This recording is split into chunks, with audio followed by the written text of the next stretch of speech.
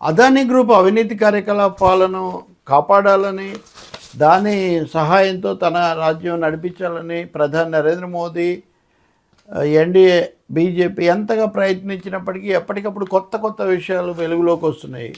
ఇప్పుడు భారతదేశంలో కొన్ని రాష్ట్రాల్లో విద్యుత్ కొనుగోలు ఒప్పందాలకు, అందులోనూ సౌర విద్యుత్కు సంబంధించిన ఒప్పందాలలో భారీగా వేల కోట్లు ముడుపులు ఇచ్చాడు అదానీ అనే అంశం అమెరికా మీడియా ద్వారా బయటికి రావటం. అమెరికాలో వాళ్ళ సెక్యూరిటీస్ అండ్ ఎక్స్చేంజ్ బోర్డు దాని ద్వారా అది బయటకు వచ్చింది. కొద్ది రోజుల కిందట హిండెన్బర్గ్ రిపోర్ట్ అనేది వస్తే అది ప్రపంచమంతా సంచలనం సృష్టించిన, పార్లమెంట్లో ప్రకంపనలకు కారణమైన, అదాని మీద చిన్న చర్య కూడా తీసుకోలేదు. సుప్రీంకోర్టు కూడా లాంఛనంగా దాని ఏదో వదిలేసింది. ఇప్పుడు వచ్చింది ఇంకా తీవ్రమైనటువంటిది. దాదాపు 2,000 కోట్ల రూపాయల మేరకు ముడుపులు ఇచ్చాడు. వేల కోట్ల విలువైన కాంట్రాక్టులు తీసుకున్నారు అదానీ అని. Solar energy corporation of India SECI ద్వారా రాష్ట్రాల మీద ఈ ఒప్పందాలను రుద్దారు భారీ రేటుకు. అందులో అలా తీసుకున్న రాష్ట్రాల్లో ఆంధ్రప్రదేశ్ కూడా ఒకటి. జగన్మోహన్ రెడ్డి ప్రభుత్వం ఉన్నప్పుడు అంటే 20 ఏళ్ల పాటు వాళ్ళ దగ్గర నుంచి యూనిట్ 2.40 పైసలు చొప్పున కొనడానికి 20 ఏళ్ల పాటు ముందుగానే హామీ ఇచ్చే ఒప్పందం అది. ఇవి కుదుర్చుకోవడం ఆంధ్రప్రదేశ్తో పాటు ఛత్తీస్గఢ్, తమిళనాడు, కాశ్మీర్ అప్పుడు కేంద్ర పాలనలో ఉండింది, కాశ్మీరు, ఈ రాష్ట్రాలు, ఒరిస్సా, ఈ 5 రాష్ట్రాల్లో ఇవి జరిగింది అని చెప్పి. అయితే 5 రాష్ట్రాల్లో మేము లేవని బీజేపీ వాళ్ళు సంతోషపాటును వ్యక్తం చేస్తున్నారు. కానీ ఇది ఎక్కువ భాగం మోదీ ప్రభుత్వము, మోదీ కేంద్రము, దాని ఆధ్వర్యంలో ఇదంతా జరిగిందనేది అందులో ఉన్నటువంటి ప్రధానమైన ఫోకస్ మోదీ మీద ఉంది.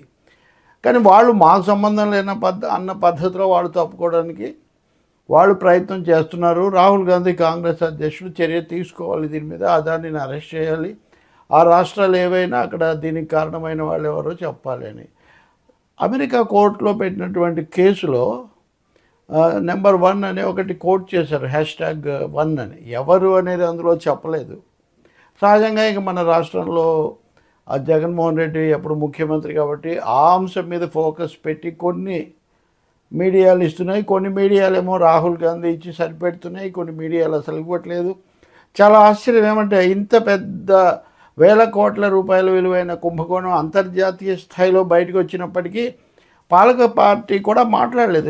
నేను ఇప్పటి వరకు కూడా చూసిన మేరకు మీడియాలో ఏదో లీకులు, స్టోరీలు తప్ప అధికార పార్టీగా ఏం మాట్లాడలేదు. ఎందుకు అంటే అదానీ వ్యవహారం ప్రధానంగా మోదీ మెడకు చుట్టుకుంటుంది అనే విషయం బాగా తెలుసు.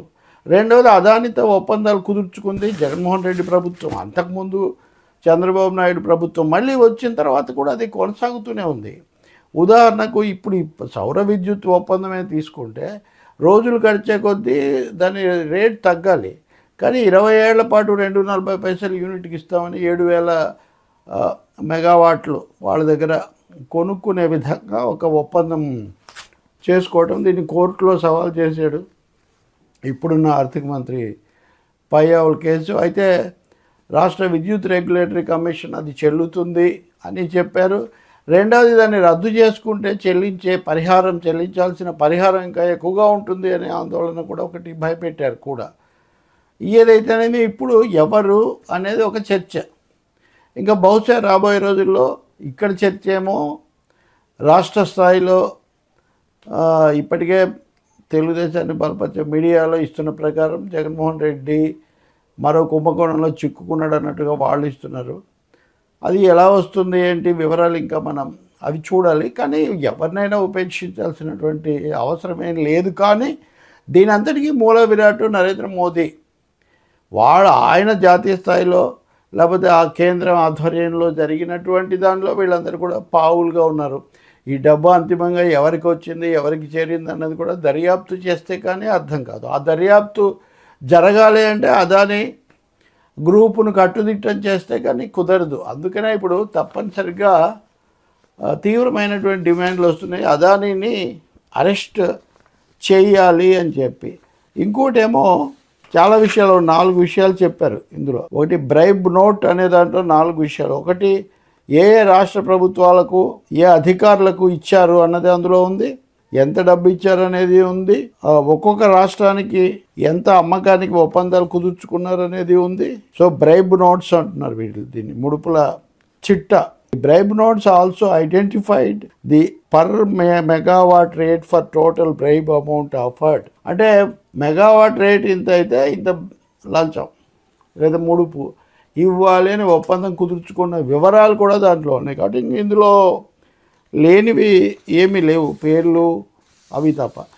ఇది చాలా సిగ్గుచేటైనటువంటి విషయం. అదానీలు, హిండెన్బర్గ్ ఇవన్నీ ఇన్ని విషయాలు బయటకు వస్తున్నప్పటికీ కూడా, ఇవన్నీ తెలిసినప్పటికీ కూడా కేంద్ర ప్రభుత్వం ఇంత బాహాటంగా ఆయన్ను బలపరచడం, ఇప్పటి వరకు కూడా ఏమీ స్పందించకపోవటం, పైగా మాకు సంబంధం లేదని బీజేపీ తరఫున ఏదో చేతులు దులుపుకునే ప్రయత్నం చేయటం.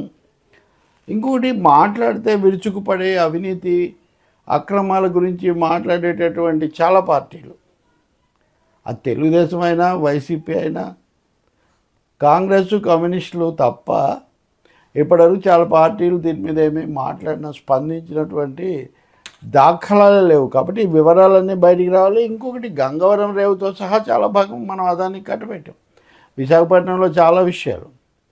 ఇప్పుడు విశాఖ ఉక్కును కాపాడాలని ఈరోజు మండలిలో చర్చ వస్తే ఇప్పుడు అది నష్టాల్లో ఉంది. ఎందుకు నష్టాలు పాలు చేశారు? అసలు అదానికే ఇవ్వాలనుకుంటారు మొదట, దాన్ని కూడా అది ఆగిపోయింది. కానీ అందుకని ఇప్పుడు అది అదేదో బద్దలైనట్టుగా, పాపం బద్దలైనట్టుగా ఈ విషయం బద్దలైంది. దీన్ని అయినా కానీ స్పందిస్తారా, మళ్ళీ ఏం చేస్తారన్నది చూడాలి. తప్పకుండా సిబిఐ వెంటనే రంగంలోకి దిగి కేసులు బుక్ చేయాలి ఉన్న ఫలానా. అలాగే అధికారులు అన్న వాళ్ళు ఎవరు, వాళ్ళ మీద కూడా అవినీతి నిరోధక చట్టం కింద చేయాలి. ఏ రాష్ట్రాలతో ఈ సుదీర్ఘకాలంలో ఆయన చేసుకున్నటువంటి ఒప్పందాలలో ఆ వెనక ఉన్నటువంటి లోగుట్టేంటి, ఎంత సొమ్ము చేతులు మారింది, ఆ సొమ్ము చేతులు మారిన మేరకు ప్రజలకు తిరుక్షోభం తప్పదు. ఎందుకంటే అది ప్రజల మీదే కదా వాళ్ళ భారము, ఆ రేట్లు. ఇప్పుడు ఆంధ్రప్రదేశ్లో ట్రూ అప్ ఛార్జీలు వగైరా వగైరా వేస్తున్నారంటే ఇవన్నీ ఇలాంటి ప్రైవేటీకరణ ఫలితాలే కదా. విద్యుత్ ప్రైవేటీకరణ, విద్యుత్ బోర్డును ముక్కలు చేయడం కూడా పెద్ద ఘనత అని ఇప్పుడున్న ప్రభుత్వం కూడా చెప్పుకుంటూ ఉంటుంది. అందువల్ల విద్యుత్ సంస్కరణల వెనక ఉన్నటువంటి ఉద్దేశాలు ఏంటి, వ్యూహాలు ఏంటి అన్నది కూడా ఇప్పుడు చాలా ఇదవుతుంది. అందుకని అదానీ వ్యాపార సామ్రాజ్యాన్ని కదిలించకపోతే, దాని పునాదులు ఇప్పుడు శోధించకపోతే మటుకు దీనికి న్యాయం జరగదు. ఇంకా అందులో ఎవరి పేర్లు వస్తే అవి, అధికారులు కూడా ఎవరున్నారు, కేంద్రం తరఫున ఎవరు పనిచేశారు, కేంద్ర రాష్ట్రాలు అంటే తీసుకున్న రాష్ట్రాలు ఇప్పించిన కేంద్రం మధ్యలో ఎలా ఇవి మారాయి, ఈ అంశాలన్నీ కూడా శోధించాల్సి ఉంటుంది. ఇంకొకటి, ఇప్పుడు కూడా ఒక్కొక్క మెగావాట్ విద్యుత్ ఉత్పత్తికి కొన్ని వందల ఎకరాల చొప్పున, ఇప్పుడు ఉదాహరణకు అల్లూరి సీతారామరాజు జిల్లాలో 1200 ఎకరాలు ఇప్పిస్తున్నారు అదాని కంపెనీకి. ఇట్లాంటివి చాలా ఉన్నాయి. వీటన్నిటిని కూడా ఇప్పుడు శోధించాల్సినటువంటి అవసరం ఉంది. రెండవది, ప్రభుత్వాలు, గత ప్రభుత్వం, ఇప్పుడు జగన్ రోజు మీడియాతో మాట్లాడుతున్నారు కాబట్టి ఆయన కూడా బయటకు వచ్చి జరిగింది ఏదో చెప్పాలి. ఇప్పుడున్న ప్రభుత్వం కూడా ఇప్పటివరకు స్పందించలేదు. బహుశా ఒప్పందాలు ఇవన్నీ ప్రభావితం అవుతాయని వాళ్ళు సమాధానం చెప్పొచ్చు. కానీ ప్రపంచమంతటా కూడా ఇది ప్రకంపనలు సృష్టిస్తూ ఉంటే ఇంకా మనం దాచిపెడితే దాగేది ఏముంటుంది? ఇంకా మోదీ అదానీని కాపాడడం సాధ్యము కాదు. రెండవది, రేపు ఎన్నికల ఫలితాలు వస్తుండగా ఇది బయటకు వస్తుంది. దీని వెనుక ఉద్దేశం ఏంటి? ఇప్పటికే అదానీ గ్రూపు షేర్లు బాగా దెబ్బతిన్నాయి. ఈ మధ్య ఆశతో ఈ షేర్లలో పెట్టుబడులు పెడుతున్న మధ్యతరగతి మానవులు కూడా దెబ్బతింటున్నారు. ఇప్పుడు మరిన్ని కుదుపులకు వాళ్ళు గురవ్వడం తప్పనిసరిగా జరిగేట్టుగా ఉంది. కాబట్టి ఇందులో దీనికి కీలక పాత్రధారులందరినీ అరెస్ట్ చేయాలి, అవినీతి పరులైన అధికారుల మీద కేసులు పెట్టాలి, ఈ ఒప్పందాలను రద్దు చేసి జరిగిందేంటో ప్రజల ముందు ఉంచాలి. రేపు పార్లమెంట్ సమావేశాలకు సంబంధించి ఎలాగో రాబోతున్నాయి. 24వ తేదీ అఖిలపక్ష సమావేశం కూడా జరుగుతుంది పార్లమెంటుకు సన్నాహంగా. అక్కడ ఈ అంశం తప్పకుండా పెను తుపానుగా మారుతుందని మనం చెప్పొచ్చు.